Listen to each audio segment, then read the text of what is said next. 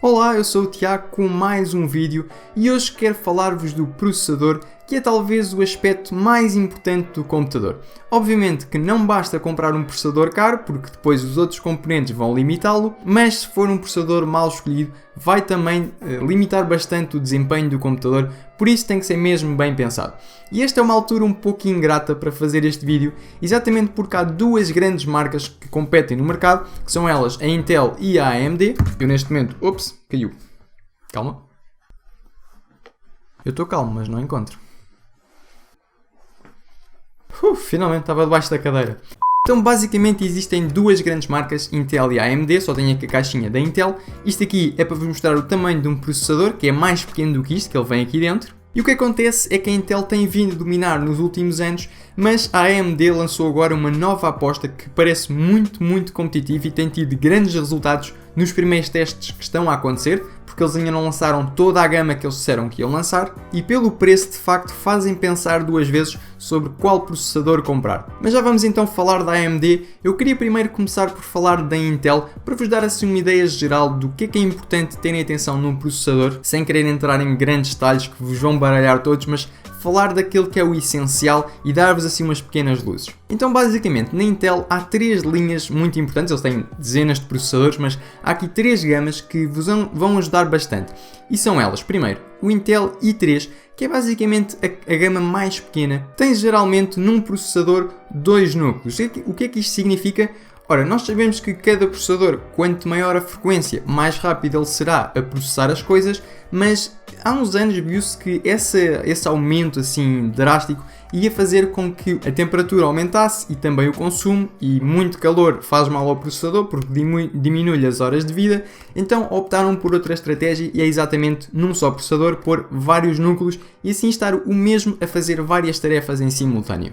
Obviamente que cada núcleo, quanto maior a velocidade, mais rápido ele conseguirá. Então basicamente esse i3 tem dois núcleos geralmente, a velocidades mais modestas, mas serve perfeitamente para o dia a dia. Ou seja, aquelas tarefas de ir à internet, ver o e-mail, YouTube, redes sociais, as aplicações do Office tipo Word, Excel, PowerPoint, etc. O i3 serve perfeitamente e por um preço mais ou menos reduzido.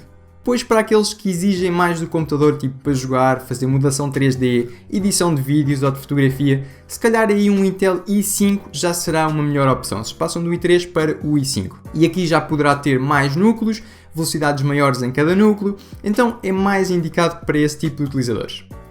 Finalmente tem o Intel i7 e esse então poderá ter ainda mais núcleos e velocidades ainda maiores, que é exatamente para quem quer tirar o máximo do computador, e esses já vão ter que pagar bem por isso. Ora, a nova aposta da AMD chama-se Ryzen e, para facilitar, é o Ryzen 7, o 5 e o 3, e vocês já perceberam o que é que eles vão fazer. Vão exatamente competir com os Intel i7, i5 e i3 respectivamente, no entanto por preços mais reduzidos, e daquilo que nós temos visto tem tido desempenhos muito bons pelo preço, ou seja, um processador da Intel do mesmo preço daquele da AMD, o da AMD vai ter um resultado um pouco superior. Tem sido isso que eu tenho verificado naqueles testes que tenho visto, no entanto, ainda não tive com nenhum na mão, ele é muito recente e vai ser giro ver como é que os preços vão variar, porque a Intel de certeza que vai ter que mexer nos preços.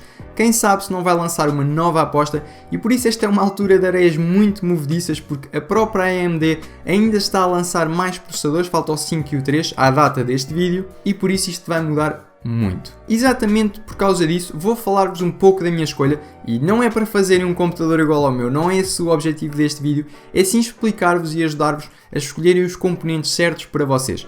Mas para dar o exemplo do meu caso, que é o que muitos de vocês já vi nos comentários, que procuram um computador para edição de vídeo e etc. Se bem que também há muitos que procuram para jogar e outros que é só para uma utilização básica. Então vou começar exatamente pelos criadores de conteúdo. Nesse caso, o que podem ter vantagem é um processador com vários núcleos e uma elevada velocidade em cada núcleo. Será o caso então do Intel i7.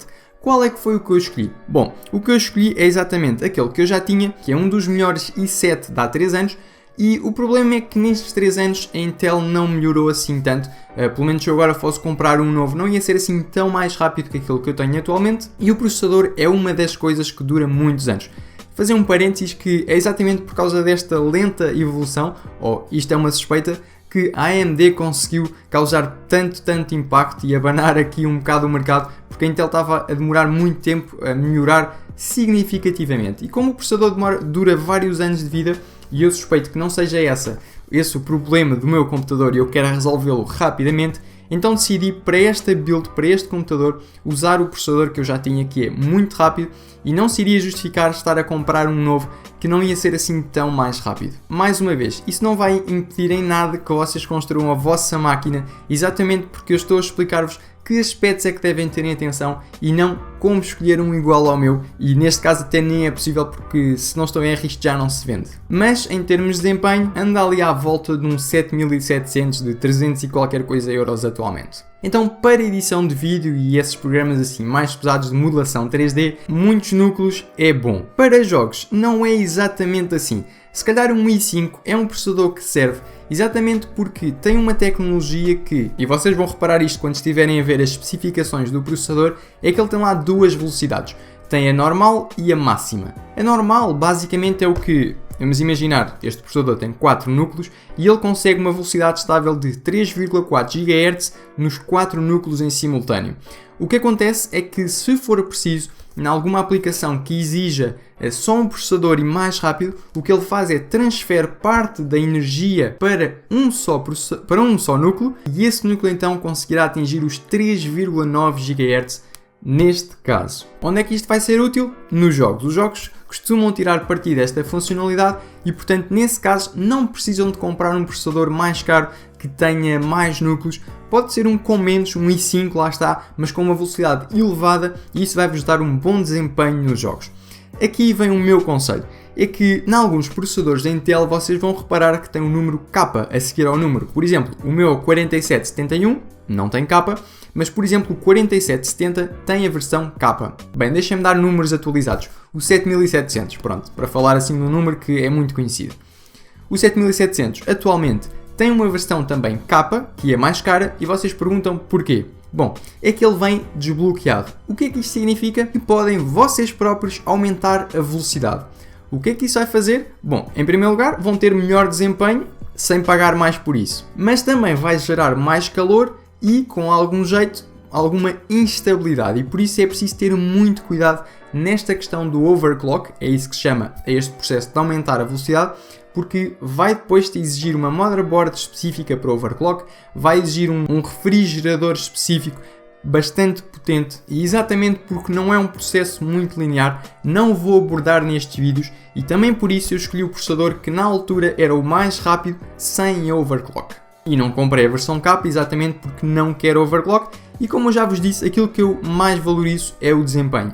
Ora, se eu fizer overclock vai fazer mais calor, ventoinhas a andar mais rápido, mais barulho, portanto não serve para mim. No entanto, tenho a dizer-vos que se fosse eu para fazer uma build para jogar computador e quisesse um grande desempenho, sem preocupar com o ruído, muito provavelmente faria overclock e por isso recomendo-vos que façam uma investigação e vejam aquela aplicação que vocês planeiam usar, no caso de ser edição de vídeo ou o que for, se vale mais a pena um ou outro processador, porque eles depois, como são tantos, dá para ver exatamente quais é que tiveram melhor desempenho e o mesmo para os jogos. Aliás, os jogos até costumam ter lá na lista de requisitos qual é que é a velocidade que eles aconselham e vocês que estão dentro da área de um jogo conseguem ver facilmente quais é que são os requisitos. No entanto, mantenham a ideia de que um processador com overclock, como vai aquecer mais, vai ter um tempo de vida um pouco mais reduzido. Este, como já vos disse, já tem 3 anos e eu acho que não é dele que estão a surgir os problemas e eu quero rapidamente resolver isto e é exatamente por isso que eu não estou a colocar um Ryzen, porque